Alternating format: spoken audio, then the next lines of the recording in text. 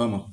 Él, de su voluntad, nos hizo nacer por la palabra de verdad, para que seamos primicias de sus criaturas. Bien, vamos a orar, ¿sí? Te damos gracias, Señor. Son tantas tus bendiciones. Qué preciosas las canciones que entonamos recién. Hablar de la salvación, hablar de la cruz, hablar de Cristo. Y hoy queremos abordar un tema interesante. La Escritura nos lleva a eso. Así que pedimos, Señor, que tu Espíritu pueda utilizar la palabra, aplicarla en el corazón y engendrar vida espiritual. Eso deseamos para los que no te conocen y edificación para aquellos que son creyentes, que tú les infundas ánimos también en este momento. Como siempre, en el precioso nombre de Jesús, oramos. Amén. Bueno, pensaba en esta semana, a lo mejor usted estará de acuerdo conmigo, qué fácil que es, ¿verdad?, para nosotros olvidarnos de las muchas bendiciones con las que el Señor nos ha colmado, ¿no? Desde el hogar, la familia, bueno, el trabajo, y ustedes saben, un montón de cosas que el Señor nos ha dado, ¿no? Hasta las espirituales. Disfrutar de una iglesia local, tener una Biblia en nuestro idioma, tener la facultad para poder comunicarnos con Dios a través de la oración. Bueno, son un montón las bendiciones que el Señor nos ha dado. A veces pienso que deberíamos tener siempre en cuenta el soliloquio de David en el Salmo 103. Y es bueno implementar eso, ¿no? Decir como él: bendice alma mía a Jehová, bendiga todo mi ser su santo nombre. Bendice alma mía a Jehová y no olvides ninguno de sus beneficios. Y él menciona algunos de los beneficios, los más destacables, por así decirlo. Él es quien perdona todas tus iniquidades, el que sana todas tus dolencias, el que rescata del hoyo tu vida, el que te corona de favores y misericordias, el que sacia de bien tu boca, de modo que te rejuvenezcas como el águila. Tremendo, ¿no?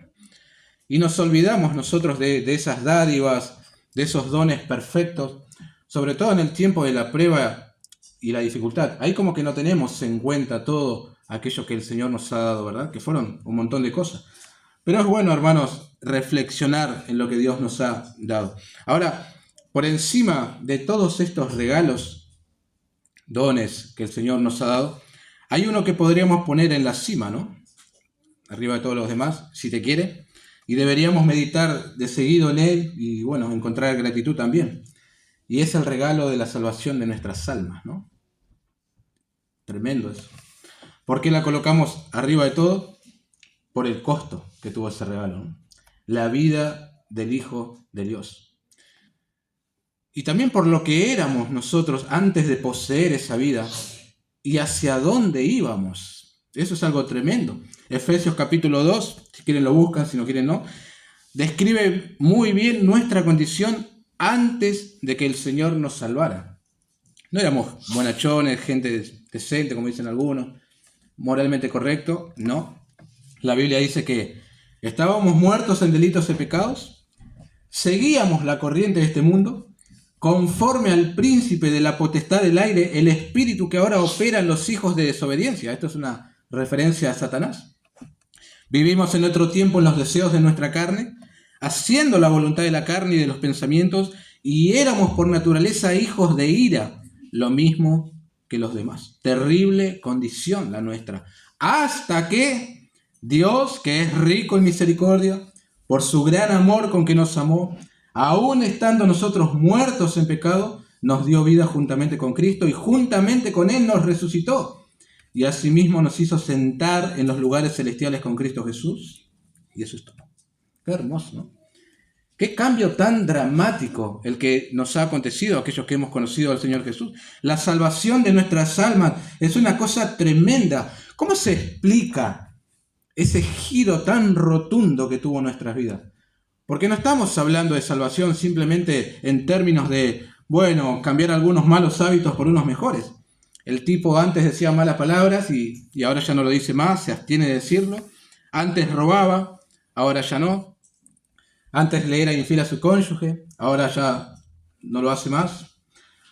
Fumaba, dejó de hacerlo. Ustedes saben que algunos centros de rehabilitación para gente que tiene ciertos vicios, el que sea, si usted sigue al pie de la letra todo lo que te dicen y a lo mejor y dejás los malos hábitos, ¿verdad? Y quedás otra vez 0 kilómetros.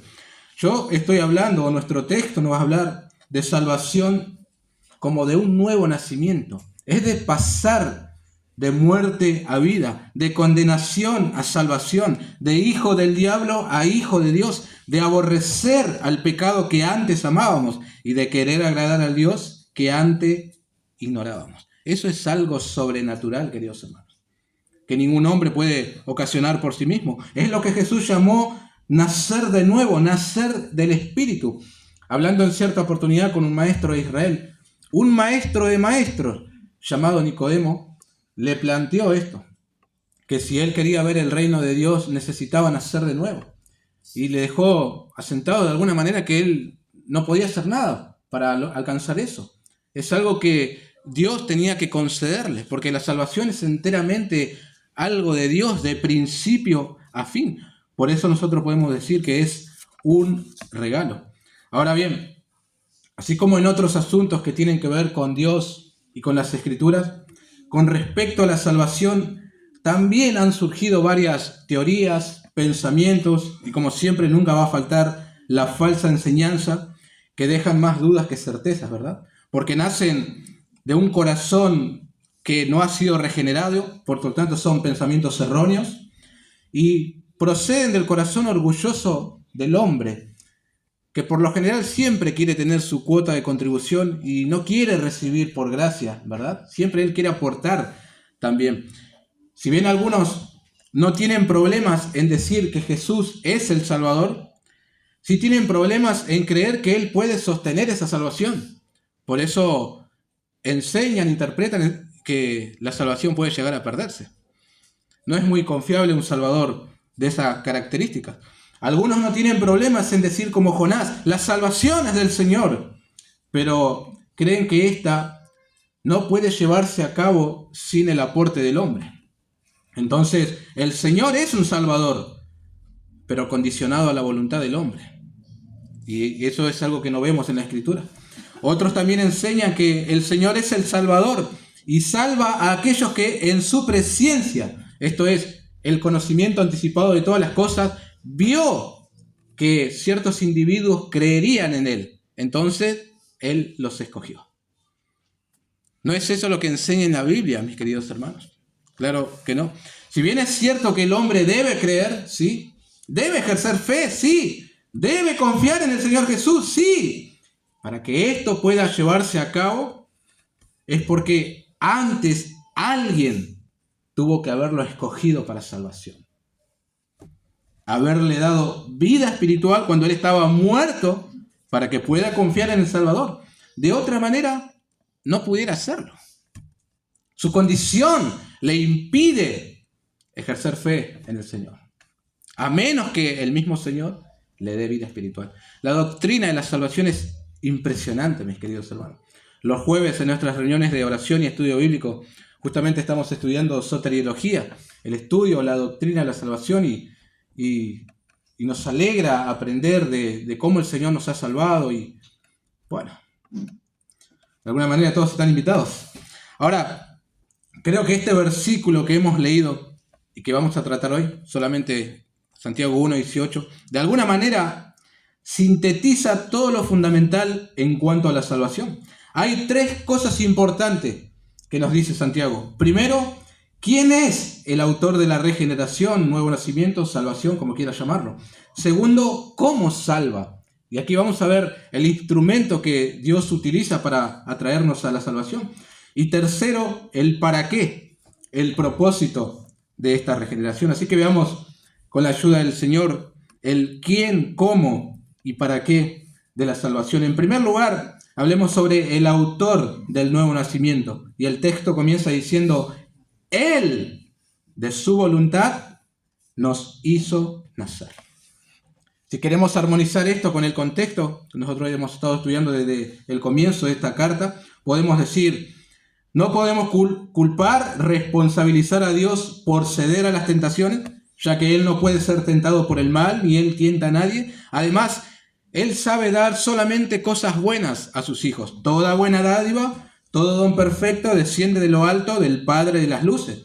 Entre esas dádivas y dones perfectos se encuentra el don de la salvación. ¿Y cómo funciona esto? Él, de su voluntad, nos hizo nacer. ¿Quién es Él? Dios el Padre. La salvación comienza con Él, con Dios. No fue el hombre quien se inventó un medio para salvarse a sí mismo. Fue Dios viniendo a los hombres. Como ya he dicho en otras oportunidades, esa es la gran diferencia entre el cristianismo con aquella otra religión que es una sola, pero se divide en muchas religiones, y es la religión del hombre. El hombre se ha inventado la religión para, de alguna manera, haciendo méritos, tratar de llegar al cielo, llegar a Dios. La diferencia con el cristianismo es que Dios mismo se ha hecho hombre en la persona de Jesús y ha descendido a nosotros para salvarnos. No solamente para trazar un camino a la salvación, sino para salvarnos completamente de principio a fin. Eso lo ha hecho Él. Él, de su voluntad, nos hizo nacer. La palabra griega para voluntad es boulumai, y solo en esta oportunidad aparece traducido como voluntad. Por lo general encontramos en el Nuevo Testamento con el verbo querer. Ejemplos: José no quería infamar a María por su embarazo, entonces quiso, boulumai, dejarla secretamente. Mateo 1:19. Jesús en su agonía oró: Padre, si quieres, ahí está la misma palabra que aquí en Santiago 1:18, pasa de mí esta copa, Lucas 22. Y el mismo Santiago dice más adelante en el capítulo 4, cualquiera pues que quiera ser amigo del mundo, se constituye enemigo de Dios. Entre otras citas, ¿no? ¿Qué es entonces? Es el ejercicio de la volición, desear, anhelar, implicando planificación y uso de la voluntad. Así define el diccionario Soisson esta palabra. Entonces, Dios quiso, nació de su propia voluntad hacernos nacer espiritualmente. Y lo hizo. Noten cómo traduce este versículo la Biblia de las Américas.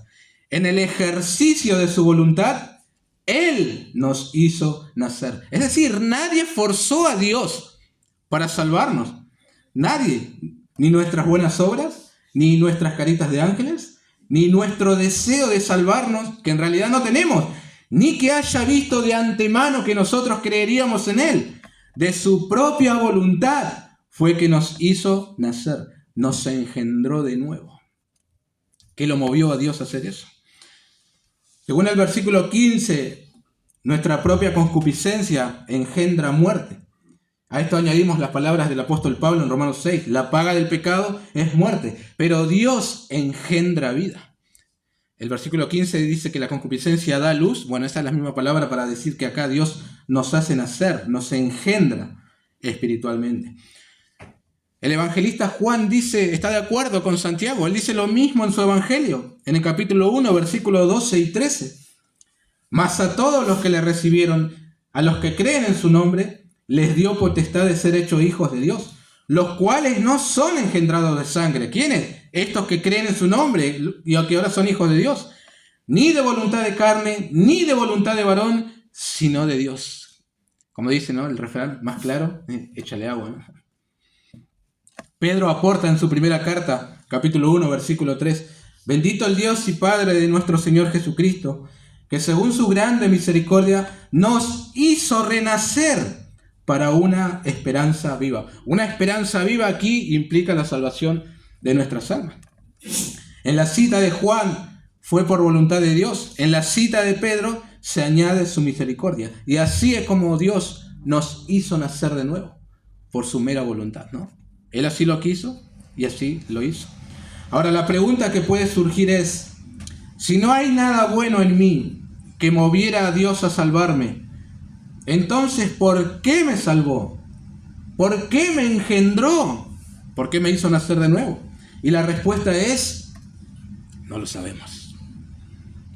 No lo sabemos. Estoy hablando de mí como individuo, ¿no? Sabemos que por la cita de Pedro fue por su grande misericordia. Por la cita de Efesios 2 sumamos por su gran amor con que nos amó. Pero en última instancia no sabemos por qué a nosotros. Nadie puede levantar la mano y decir, no, yo sé por qué me salvó a mí. No. Nadie se puede jactar y decir, a mí me salvó porque Él sabía que yo iba a creer. Yo siempre respondo, ¿no? Porque todos estábamos en la misma condición de muerte espiritual, en delitos y pecados. Nadie puede decir, yo siempre traté de hacer las cosas bien, hacía caridad, y Dios vio eso y aquí estoy engendrado de nuevo. No puede, tampoco. La Escritura dice, 2 Timoteo 1:9, quien nos salvó y llamó con llamamiento santo, no conforme a nuestras obras, sino según el propósito suyo y la gracia que nos fue dada en Cristo Jesús antes de los tiempos de los siglos. Ni siquiera habíamos nacido aún y Dios nos había dado salvación. Faltaba el tiempo solamente para que eso se complete. Pero noten que fuimos antes de los tiempos de los siglos. En la mente de Dios ya estaba a darnos salvación. Agregamos Tito 3:5. Nos salvó, no por obras de justicia que nosotros hubiéramos hecho, sino por su misericordia, por el lavamiento de la regeneración y por la renovación el Espíritu Santo, en el Espíritu Santo. Así que, hermanos queridos, Él, de su voluntad, nos hizo nacer. Así como nosotros no hemos decidido nacer biológicamente, otros han decidido, ¿verdad? Sucede lo mismo con el nacimiento de arriba. Fue el Padre que en su soberana voluntad nos hizo nacer. Nosotros no podemos lograr eso, porque ni siquiera somos conscientes de que necesitamos ser salvados. En nuestro estado natural de muerte espiritual, ¿cómo vamos a pensar que necesitamos salvación? No podemos. Pablo dijo a los Corintios en su primera carta, capítulo 2, verso 14, pero el hombre natural no percibe las cosas que son del Espíritu de Dios, porque para él son locura, no las puede entender, porque se han de discernir espiritualmente. Sencillamente, para entender, hermanos, que estamos mal, en una condición horrible de muerte espiritual, necesitamos que Dios interfiera dándonos ojos espirituales para ver, oídos para oír, y que nuestra voluntad sea conquistada por el Espíritu Santo para que podamos ir hacia donde Él y decirle, Señor, sálvame. Si no, no podríamos. Necesitamos que Él tome la iniciativa. Sé que algunos pueden llegar a decir que es una injusticia que el Dios soberano a algunos les conceda nacer de nuevo y a otros no. Pero la injusticia sería si los que no son salvos merecieran serlos. Pero acá nadie merece nada. Todos merecemos ira, condenación, justicia. Y a veces uno quiere patalear contra estas verdades y contender contra Dios. ¿Por qué lo ha hecho así? Luego vamos a Romanos capítulo 9 y se nos pasa, como dice el sapito, ¿no? El meme. En el versículo 20 de este capítulo leemos, mas antes, oh hombre, ¿quién eres tú para que alterques con Dios? Dirá el vaso de barro al que lo formó, ¿por qué me has hecho así? Y la respuesta es no. El vaso de barro simplemente acepta lo que hace el alfarero sin interferir. ¿Qué más puede hacer? Y el 21. ¿O no tiene potestad el alfarero sobre el barro para hacer de la misma masa un vaso para honra y otro para deshonra? Y la respuesta es sí. El alfarero hace lo que quiere con el barro. Y el 22. ¿Y qué? Si Dios, queriendo mostrar su ira y hacer notorio su poder, soportó con mucha paciencia los vasos de ira preparados para destrucción, y para hacer notorias las riquezas de su gloria, las mostró para con los vasos de misericordia que Él preparó de antemano para gloria, a los cuales también ha llamado, esto es, a nosotros, no solo de los judíos, sino también de los gentiles. En este último versículo que estoy citando hay como un juego de palabras muy interesante. De los vasos de misericordia, dice que Dios los preparó de antemano, ¿verdad?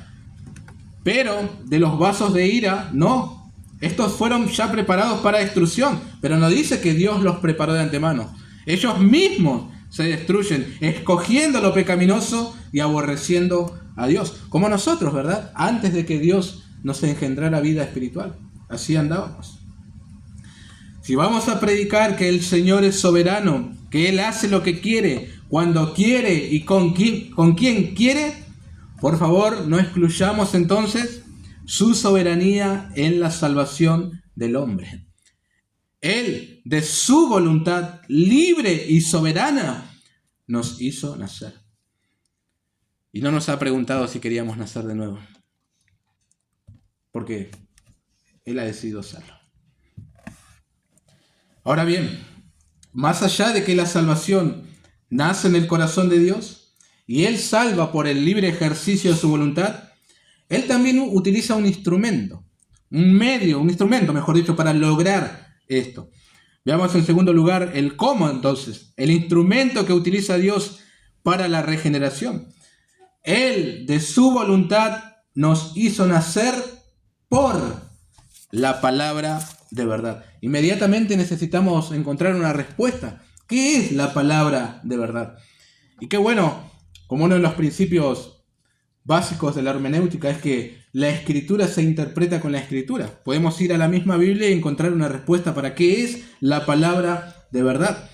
El apóstol Pablo en su carta a los Efesios, capítulo 1, versículo 13, nos dirá qué es la palabra de verdad. Dice así Efesios 1:13. En él también vosotros, habiendo oído la palabra de verdad, el evangelio de vuestra salvación, y habiendo creído en él, fuisteis sellados con el Espíritu Santo de la promesa. Muy parecido también a Colosenses, capítulo 1, versículo 5. A causa de la esperanza que os está guardada en los cielos, de la cual ya habéis oído por la palabra verdadera del evangelio. Añado 2 versos más. 2 Timoteo 2:15.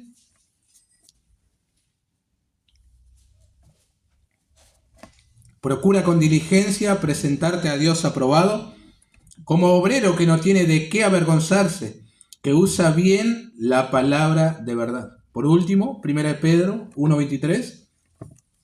Siendo renacidos, no de simiente corruptible, sino de incorruptible, por la palabra de Dios que vive y permanece para siempre. La palabra de verdad puede ser una referencia a toda la Escritura, o de una manera más sintetizada puede referirse al Evangelio. Esa palabra de verdad es la que Dios utiliza para regenerar a los hombres que Él ha escogido para salvación, para darles nuevo nacimiento. El Espíritu Santo lo que hace es tomar la palabra, lo aplica en tu corazón para que esa semilla pueda germinar y así te produzca la salvación, ¿no? Ahora, no vale la pena discutir qué es lo que sucede primero, ¿no? Uno cree, uno tiene fe, bueno, algunos discuten esas cosas. Lo cierto es que aquel que se encuentra muerto en delitos y pecados recibe vida espiritual, oye el Evangelio en algún momento y luego puede ejercer fe en el Salvador. Pero él necesita la palabra de verdad. Por eso Pablo decía a los romanos, porque no me avergüenzo del Evangelio, porque es poder de Dios para salvación a todo aquel que cree. Romanos 1:16. Y en el capítulo 10:17, un versículo conocido, así que la fe es por el oír y el oír por la palabra de Dios. Dijo también, noten esto, al ministro Timoteo, y que desde la niñez has sabido las sagradas escrituras, las cuales te pueden hacer sabio para la salvación por la fe que es en Cristo Jesús. En su segunda carta, capítulo 3, verso 15. Entonces, hay una relación muy estrecha entre la palabra de verdad, el Evangelio y la salvación. Son inseparables. Todo aquel que ha sido salvado en algún momento ha oído el Evangelio o lo ha leído, ha creído a su mensaje y fue salvo. Romanos 10:14. ¿Cómo pues invocarán a aquel en el cual no han creído? ¿Y cómo creerán en aquel de quien no han oído? ¿Y cómo oirán sin haber quien les predique? Lamentablemente hay gente que dice, no, yo tuve un sueño, vi una cruz y de repente me desperté y ya me convertí en un discípulo de Jesús. No, yo me sentía muy triste y vine a la iglesia y ahora me siento contento. Y desde ahí que soy discípulo de Jesús. No, yo la fajaba a mi mujer y luego que vine a la iglesia ya no lo hago. Muy lindo los cambios. Pero lo importante es, ¿oíste el Evangelio? ¿La palabra de verdad? ¿Lo creíste? y esta produjo cambios en tu vida. ¿Viniste al Señor confesando tus pecados y que Él es el Señor y el Salvador? ¿O no? Lo demás, de esos cambios que estoy hablando, también sucede en las otras religiones que el hombre se inventó. Algunos se involucran en diferentes sectas, ¿verdad? Y a lo mejor hacen algunos cambios morales. Pero la salvación de una persona sucede solo en aquellos en el que la palabra de verdad haya cabida. Si no, no. Que no te engañen los cambios que uno puede llegar a hacer en su vida, ¿no? Ahora, yo entiendo que a lo mejor uno no se acuerde bien de cómo fue, o si hubo un versículo clave, o alguna predicación, o fue progresivo. Pero siempre hay un punto de nuestra conversión, salvación, en la cual oímos, entendemos el Evangelio, la palabra de verdad, y eso es como un martillo que te parte y caes rendido a los pies del Señor, ¿verdad? ¿Qué sucede así? Si no es así, eso genera dudas. Hace unos días le escribía al sobrino de mi esposa. Yo sabía algo de su conversión, muchos de ustedes lo conocen. Su padre vino a impartir acá el taller de evangelismo. Y le pregunté nuevamente cómo era que él se había convertido, porque bueno, es impactante, ¿no? Y él me contó. Fue breve, ¿no? Pero yo se lo quería compartir. Él dice que cuando tenía 7 años de edad, estaba solo en su habitación, abrió la Biblia, leyó Juan 3, 16 al 21 y entendió el Evangelio. Fue corriendo entusiasmados a sus padres a contarle que entendió el mensaje del Evangelio. Y fue salvo. Y se convirtió de verdad, mis queridos hermanos, de los 7 en adelante. No es que tuvo una emoción pasajera por algo asombroso como le sucede a los niños. No, fue una conversión. Creo que no sé cuánto, tiene 20 y pico ahora. O 20, no sé, sirviendo al Señor y bueno, estudiando. Así sucede, mis queridos hermanos. Ahora, a lo mejor llama la atención, ¿verdad? O nos asombra lo temprano que entendió el Evangelio. Pero sacando la edad, es lo que a menudo vemos en el Nuevo Testamento. Todos nos acordamos cuando 3.000 personas de un solo saque se unieron a la iglesia del Señor. Pero pocos recuerdan que Pedro tuvo que predicar la palabra de verdad para que eso sucediera. Todos nos acordamos del etíope que mandó a parar el carro y decirle a Felipe, acá hay suficiente agua, ¿qué impide que yo sea bautizado?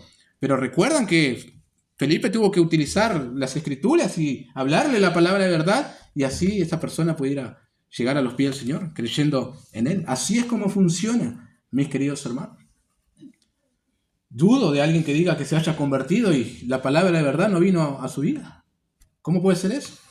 Hace poco escuché una predicación de la conversión de un hombre llamado John Thorpe. Su apellido se escribe Torpe, pero tiene una H antes de la O. Thorpe, ¿no? Y me interesó, quise saber un poco más. Fui al señor Google a consultar a ver qué había más. Y tomé algunas cosas que leí de diferentes fuentes y se lo voy a compartir como para ilustrar este punto de que la palabra de verdad nos hace nacer de nuevo. Dice, hay una historia en la biografía de George Whitefield. Seguramente le suena ese nombre, ¿no? Este fue uno de los grandes evangelistas usados por el Señor para producir lo que se llamó el Gran Despertar. La historia es sobre un hombre llamado John Thorpe, que era un oponente de todo lo que era sagrado. Él y un grupo de sus amigos, todos ellos jóvenes y rebeldes matones, conspiraron juntos para burlarse y oponerse al ministerio evangelístico de George Whitefield mientras éste predicaba en las calles de Bristol, Inglaterra. George Whitefield tenía cruzados severamente los ojos, era tuerto o visco, como quiera decirle, y estos tipos solían burlarse de él por esto. Estos hombres llamaron a su pequeña pandilla el Club del Fuego del Infierno, o los Infernales, e interrumpían las reuniones y se burlaban de Whitefield en las calles y en lugares públicos, y en general trataron de hacer de su ministerio un reproche en su comunidad. La predicación de Whitefield ya había tenido un impacto profundo y duradero en Bristol, y estos jóvenes rufianes lo odiaban por ello. Así que este tipo, Thorpe, recibió uno de los sermones publicados de Whitefield. Se ve que en aquellos entonces las predicaciones se imprimían en pequeños folletos, ¿verdad? Y así la gente los leía. Y este tipo lo llevó al bar local donde se reunió con los infernales para beber mientras se hacían la de Whitefield. Aparentemente Thor era bastante bueno para hacer imitaciones y tenía todos los gestos bien practicados de Whitefield.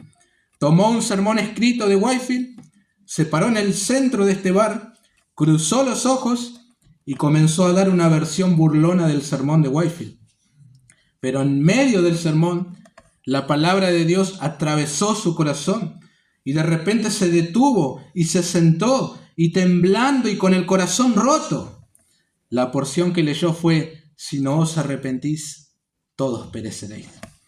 Nadie entendía qué le estaba pasando a este hombre. En ese mismo momento confesó la verdad del Evangelio y entregó su corazón a Cristo. Su objetivo era burlarse y ridiculizar, pero accidentalmente se rindió a Cristo. O más bien, el poder de la palabra de Dios penetró su alma y lo cortó hasta el corazón. Él mismo se convirtió en un predicador y en un evangelista bastante efectivo, porque conocía muy bien el poder de la palabra de Dios para penetrar en los corazones endurecidos. John Thorpe ayudaría más adelante a George Whitefield en su ministerio evangelístico. 2 años más tarde, llegó a ser uno de los predicadores itinerantes de John Wesley. Tremendo, ¿no? Pero es así como sucede. Es así como sucede. El Espíritu de Dios utiliza la Escritura, el Evangelio, lo aplica a tu corazón y te das cuenta que sos un desastre, que mereces ira, condenación y ves la suciedad que hay en tu cuerpo y clamás al Señor y dices: perdóname o sálvame. Pero la iniciativa siempre es de Dios, utilizando el Evangelio. Por eso, hermanos, solo necesitamos proclamar esto, la palabra de Dios. Y eso será más que suficiente. Aquellos que el Señor ha llamado a salvación, bueno, Él va a obrar en sus corazones, regenerándoles, ¿no? No es necesario añadir algo más, ni que la gente levante una mano, ni que repitan una oración, o que declaren que son salvos y vos anotás su nombre en una libreta para luego pasarla a tus superiores. ¿Para qué sirve eso? La gente se inventó esas cosas porque no creen en la eficacia de las Escrituras. Por eso. No creen en el mensaje del Evangelio. Entonces van añadiendo cosas como para sentirse seguros, o por lo menos para decir que no predicaron en vano. Porque algo pasó, el tipo oró conmigo. No es así, hermanos. Dios no necesita una ayuda extra del hombre para salvar a alguien. Él nos ha hecho partícipe a nosotros de su obra de salvación, pero nuestra parte es solamente anunciar su palabra. El poder no está en nosotros ni en ningún predicador. El poder está en la palabra de Dios cuando es proclamada. Así sucede, hermanos. Dios usa la palabra verdad. Él, de su voluntad, nos hizo nacer por la palabra de verdad. Entonces, sabiendo que el Evangelio, la Biblia es suficiente, debemos enfatizar eso, ¿no? Los ministerios de la iglesia tienen que tener como prioridad el anuncio de la palabra de verdad. Me gustan las 5 solas de la Reforma Protestante. Una de ellas es sola Escritura. Solo la Escritura. Algún día tendríamos que poner un cartelito ahí afuera que diga solo la Escritura. Así la gente sabe cuál es el énfasis de esta congregación. O por lo menos es lo que intentamos, ¿no? En tercer lugar y último, el propósito de la regeneración. Él, de su voluntad, nos hizo nacer por la palabra de verdad para que seamos primicias de sus criaturas. Esta última parte del texto puede ser la más compleja, ¿verdad? Sobre todo en la parte de su aplicación. Y ha llevado a varias interpretaciones, 2 o 3, voy a mencionar 2, pero de alguna manera están relacionadas igual. Y antes de verlas, debemos explicar qué eran primeramente las primicias, ¿no? Para los judíos. Porque Santiago está utilizando un término que era muy común para los judíos. Ustedes saben que Dios había instituido para su pueblo algunas cosas que tenían que ver con alimentación, cosecha, animales, etcétera, que tenías que presentar, ¿verdad? Las primicias, como le indica su nombre, tiene que ver con lo primero, ya sea del fruto de la tierra, de los animales o el primogénito del hombre. Es decir, lo mejor tenías que presentarlo al Señor, como reconociendo que de su mano has recibido toda bendición. Y a la vez las primicias como que anunciaban posteriormente una cosecha mucha más abundante, superior, por así decirlo. Leo una porción solamente como para refrescar. Levítico 23, 10, 11. Habla a los hijos de Israel y diles: cuando hayáis entrado en la tierra que yo os doy y segáis su mies, traeréis al sacerdote una gavilla por primicia de los primeros frutos de vuestra siega. Y el sacerdote mecerá la gavilla delante de Jehová para que seáis aceptos. El día siguiente del día de reposo la mecerá. Más adelante también se utilizó esto como un simbolismo para referirse a Israel como primicias del Señor. Por ejemplo, Jeremías 2, verso 3. Santo era Israel a Jehová, primicias de sus nuevos frutos. Todos los que le devoraban eran culpables. Mal venía sobre ellos, dice Jehová. Entonces, Santiago, ustedes saben, es judío, toma esto y lo aplica a los creyentes. Y aquí es donde viene la dificultad. ¿A quién se está refiriendo con primicias? ¿A todos los creyentes o a los judíos creyentes que él escribe originalmente? Esa podría ser la dificultad. El comentarista Albert Barnes ofrece dos posibilidades. Primero, que según el Evangelio, aquellos que fueron dirigidos por los apóstoles tuvieron el honor de ser llamados por primera vez a su reino como parte de esa gloriosa cosecha que fue diseñada para reunir en este mundo. Y que la bondad de Dios era manifestado al proporcionar así los primeros frutos de una cosecha muy gloriosa. Muy interesante esta. Y segundo, la referencia puede ser el rango y la dignidad que todos los que nacen de nuevo tendrían entre las criaturas de Dios en virtud del nuevo nacimiento. Bueno, y alguien más añadió: eran el comienzo de la gran cosecha espiritual que pronto se recogería de los campos blanqueados, los hermanos mayores que iban a ser ejemplos y modelos para los que aún habían de nacer en la familia de Dios. Fin de la cita. Esto último y la primera cita de Barnes me parece a mí lo más acertado, teniendo en cuenta el contexto. Santiago escribe a judíos creyentes de la dispersión fuera de Israel, afrontando pruebas. Entonces, él trata de alentarlos, pero no endulzando sus oídos con palabras engañosas como hacen algunos, sino con verdades preciosas que la Biblia enseña. La idea de Santiago es mostrarles la importancia que ellos tienen para Dios, a los creyentes a quien escribe. Él nos ha escogido, Él nos ha hecho nacer por la palabra de verdad, le pertenecemos, somos apartados para Él como las primicias, y toda la gloria es para nuestro Dios, ¿no? En Apocalipsis, hablando de los 144.000, dice 14:4, estos son los que siguen al Cordero por donde quiera que va. Estos fueron redimidos de entre los hombres como primicias para Dios y para el Cordero. Y así también, queridos hermanos, cada creyente en particular fue apartado de entre los pecadores para el Señor. Esa creo que es la idea de Santiago aquí. El apóstol Pedro dice a los creyentes: mas vosotros sois linaje escogido, real sacerdocio, nación santa, pueblo adquirido por Dios, para que anunciéis las virtudes de aquel que os llamó de las tinieblas a su luz admirable.